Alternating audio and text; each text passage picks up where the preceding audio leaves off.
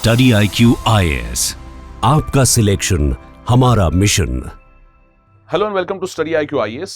आज हम इस वीडियो के अंदर एक बहुत ही इंपॉर्टेंट इशू के बारे में बात करेंगे और वो इजराइल से रिलेटेड है।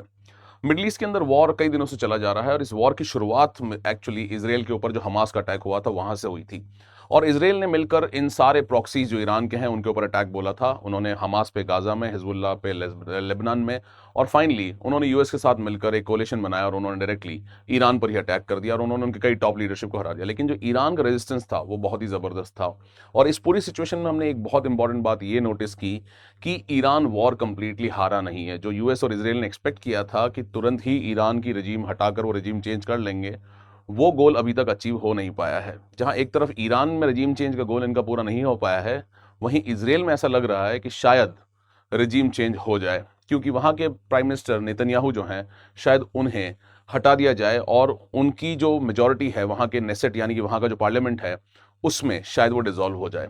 तो आइए आज इस वीडियो में जानते हैं कि आखिर क्या हो रहा है इजराइल के अंदर, वहां के इंटरनल पॉलिटिक्स में क्या हो रहा है और कैसे एक्सटर्नल फैक्टर्स उसे इंपैक्ट कर रहे हैं और किस तरह से दिखती है हमें इजराइल की पॉलिटिक्स और इसके क्या इंप्लीकेशंस इवेंचुअली हो सकते हैं। My name is Mangal Singh, I teach anthropology. My next batch is on 29th of May। आप इसको ज्वाइन कर सकते हैं using the code MSC Live, through which you will get best of the discounts. इसके अंदर आपकी लाइव क्लासेस होंगी, test series होंगी, प्लस फॉर दो स्टूडेंट्स जो मेंस के लिए प्रिपेयर कर रहे हैं, प्री के बाद में अब तैयारी करेंगे, तो 7 जून को क्रैश कोर्स हम शुरू कर रहे हैं और इसको भी आप बेस्ट डिस्काउंट्स यूज कर सकते हैं MSC Live। प्लस आप मेरा टेलीग्राम चैनल ज्वाइन कर सकते हैं एंथ्रोलॉजिकली और मेरा इंस्टाग्राम हैंडल एंथ्रोलॉजिकल, इन दोनों QR कोड्स को स्कैन करके। अब देखिए किस तरह से इजराइल के अंदर सिचुएशन अनफोल्ड होती है कि इजराइल के अंदर एक्चुअली प्रोपोर्शनल रिप्रेजेंटेशन है। क्यों प्रोपोर्शनल रिप्रेजेंटेशन का मतलब यह है कि लोग अपनी अपनी पार्टी के लिए वोट डालेंगे और इवेंचुअली वहां पे हर एक पार्टी को एक रिजर्वेशन है सीट्स का। उस प्रोपोर्शनल रिप्रेजेंटेशन के बेसिस पे लोग जो है पार्टीज को वोट डालते हैं, वो डायरेक्टली पीएम के लिए वोट नहीं डालते हैं। जब वो पार्टीज के लिए वोट डालते हैं तो उनको सीट्स एलोकेटेड होती है on the basis of vote share. जितने वोट शेयर हुआ उतनी सीट्स एलोकेट हो जाएगी। जैसे अपने यहाँ पे जितने कैंडिडेट जीत गए चुनाव उतनी सीट्स मिल गई, लेकिन वहां पे ऐसा नहीं, जितना परसेंटेज वोट मिला उस हिसाब से। जैसे मान लीजिए किसी पार्टी को 40% वोट शेयर मिला तो उसको 40% सीट्स भी वहां के पार्लियामेंट में मिल जाएगी। तो वहां पे रिप्रेजेंटेशन सिस्टम इनडायरेक्ट है, प्रोपोर्शनल रिप्रेजेंटेशन है।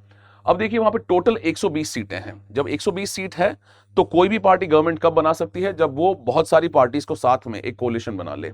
यानी कि वहां पे कोई एक सिंगल पार्टी का सरकार में आना बहुत ही मुश्किल है और प्राइम मिनिस्टर को हमेशा एक कोलिशन को व्यू करना पड़ेगा, कई सारी पार्टीज को साथ लेके चलना पड़ेगा ताकि वो जितनी भी कम्युनिटी, जितनी पॉलिटिकल पार्टीज हैं उनको साथ लेके चल सके। यानी कि अगर वहां पे 120 सीट्स हैं वहां के पार्लियामेंट में, उन 120 सीट में से आप देखिए कि लेजिस्लेशन, जितने लॉ बनेंगे वो सारे वहां से पास होंगे, प्लस एक गवर्नमेंट का सर्वाइवल भी उसी पे डिपेंडेंट है।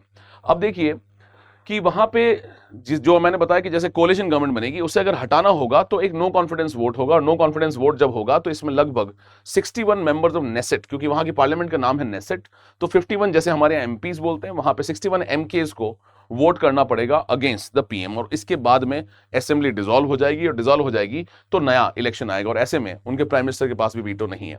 अब बेंजामिन नेतन्याहू के सामने एक बहुत बड़ा चैलेंज आ गया वहां की इंटरनल पॉलिटिक्स को देखते हुए। वो ये चैलेंज है कि उनकी एक कोलिशन पार्टी जो अल्ट्रा ऑर्थोडॉक्स है, जो बहुत ही रिजिड है, कंजर्वेटिव है, उसने उनका साथ देने से मना कर दिया है, जो एक बहुत इंपॉर्टेंट डेवलपमेंट है क्योंकि उसने उनके प्राइम मिनिस्टर बनने में भी बहुत इंपॉर्टेंट रोल प्ले किया। जब 2022 में लास्ट इलेक्शन हुए थे तब भी बार बार वोटिंग हुई और फाइनली जाकर नेतन्याहू प्राइम मिनिस्टर बने और इन्होंने बहुत सारी पार्टीज का सपोर्ट लिया, तभी जाके एक स्टेबल गवर्नमेंट पावर में आ पाई।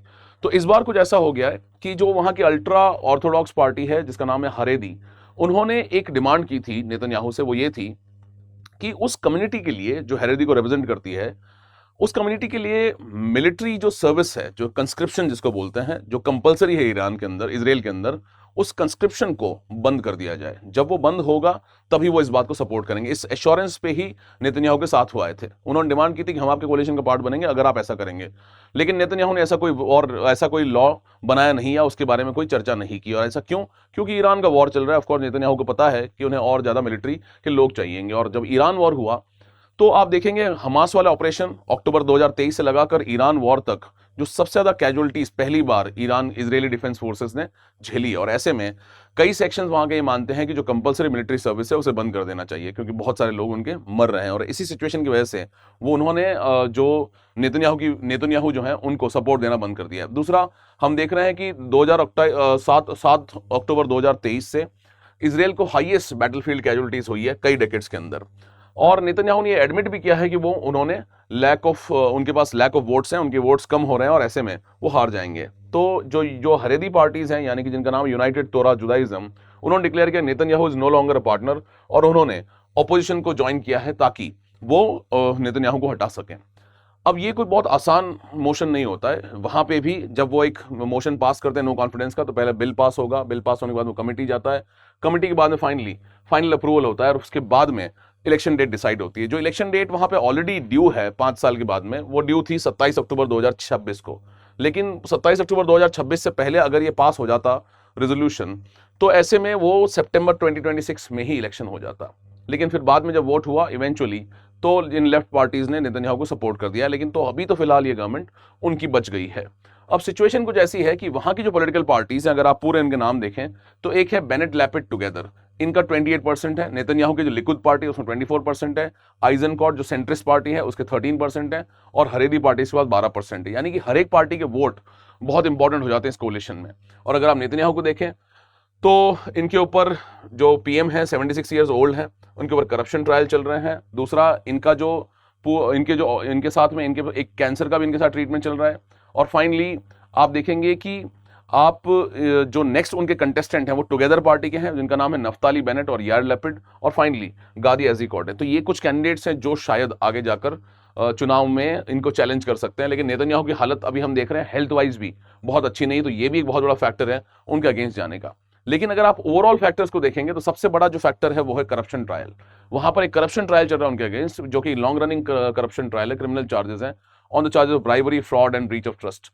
प्रेसिडेंट हरगोज ने मीडिएट किया है कि possible plea deal that could see Netanyahu retire from the politics. लेकिन अब क्या होगा ये तो वक्त ही बताएगा वहां पे कि क्या होने वाला है। दूसरा, हम देखते हैं कि उनके हेल्थ के कंसर्न्स हमने देख ही लिए कि पेसमेकर वगैरह लगा हुआ है, और पहले भी कई बार वहां डेडलॉक्स हुए हैं। जो 2022 में इलेक्शन हुए थे, 5 बार वापस से इलेक्शन हुए वहां पर, फाइनली जाकर फिर वहां सरकार बन पाई। और वहां की पॉलिटिक्स का एक बहुत ही इंपॉर्टेंट फीचर है कि जब तक पीएम एक कोलिशन रीव नहीं कर पाएंगे, उनका सर्वाइवल वहां की पॉलिटिक्स में बहुत ही मुश्किल है। लेकिन जो सबसे बड़ा हेडेक उनके लिए बन गया वो है मल्टी फ्रंट वॉर। यानी कि अभी ऑलरेडी इजराइल वॉर के अंदर है, जहां पे हिजबुल्लाह नॉर्थ से, हमास ऑफ कोर्स साउथ से गाजा से, और ऑफ कोर्स ईरान वाला वॉर तो चल ही रहा है। ऐसे में क्या होगा, कैसे चेंज होंगे वहां के प्राइम मिनिस्टर, ये एक बहुत इंपॉर्टेंट पार्ट बन गई। तो अगर आप पूरा इस सिचुएशन को देखेंगे तो वहां का पॉलिटिकल सिस्टम पार्लियामेंट्री डेमोक्रेसी है, प्रोपोर्शनल रिप्रेजेंटेशन है, और कोलिशन डिपेंडेंट सर्वाइवल है पीएम का। पीएम जैसे हमारे यहाँ पे मेजोरिटी पार्टी का लीडर जो अगर 50% सीट्स ले ले पार्लियामेंट में तो वो पीएम बन जाता है, वहां पे कुछ ऐसा नहीं, थोड़ा उल्टा है। और हमने देखा कि जो हरेदी पार्टीज हैं, इन्होंने एग्जेम्पशन मांगा था कि आप जो है नेशनल सिक्योरिटी फोकस करें, लेकिन एक पर्टिकुलर कम्युनिटी को मिलिट्री कंस्क्रिप्शन सर्विसेज से फ्री कर दें, which was a very important factor.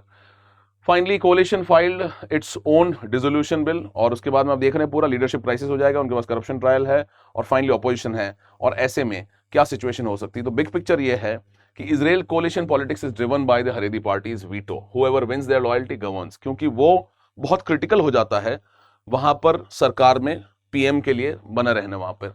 और जो नेतन्याहू का जो 7 अक्टूबर वाला जो इवेंट हुआ था, 7 अक्टूबर 2023 में जो अटैक किया था हमास ने, और उन्होंने बहुत फोकस किया था कि हम हमास के खिलाफ ऑपरेशन कर देंगे और हम मिडिल ईस्ट के अंदर इजराइल की जितनी प्रॉब्लम एग्जिस्टेंशियल क्राइसिस है उसको पूरा सॉल्व कर देंगे, वो भी होता हुआ नजर नहीं आ रहा है। और जो पोल्स आप देखते हैं, अगर अभी आज वहां के अगर आप लेटेस्ट ओपिनियन पोल्स देखेंगे तो ऐसे में नेतन्याहू को जीतना थोड़ा मुश्किल लग रहा है। शायद वो मैनेज कर ले, लेकिन मुश्किल लग रहा है।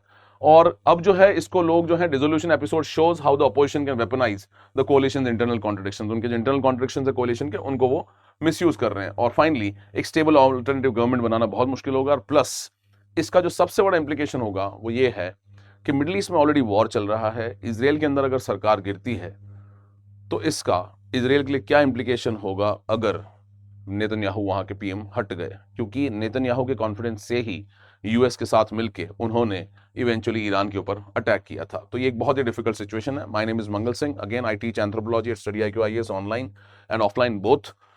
29 मई को I am starting my batch. MSc Live is my code, use it to get best of the discounts. Similarly crash course 7 जून को शुरू होगा, you can join this crash course. ये उनके लिए है जिन्होंने फाउंडेशन कर लिया है, जो मेंस में अपीयर कर रहे हैं इस साल। और मेरा टेलीग्राम चैनल ज्वाइन करें एंथ्रोलॉजिकली, और Instagram handle using anthrological. Thank you so much. Study IQ IAS, आपका सिलेक्शन हमारा मिशन।